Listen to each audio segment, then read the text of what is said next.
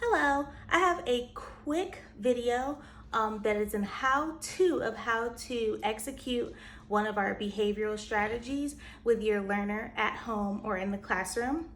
The strategy is called behavioral momentum, and how it works is that it helps your student or your child to become more compliant or cooperative with a task that you have placed on them.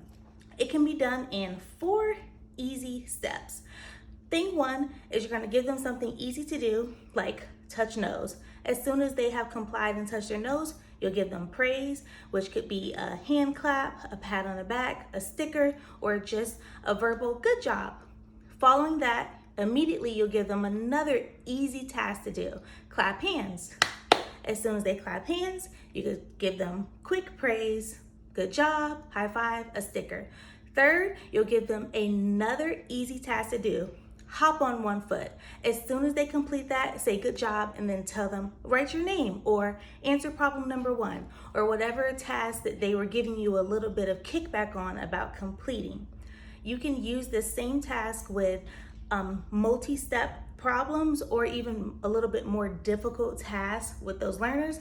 Just remember to include that praise and moving quickly into the 3 easy steps before you introduce the more difficult thing. Stay tuned for more how-to videos.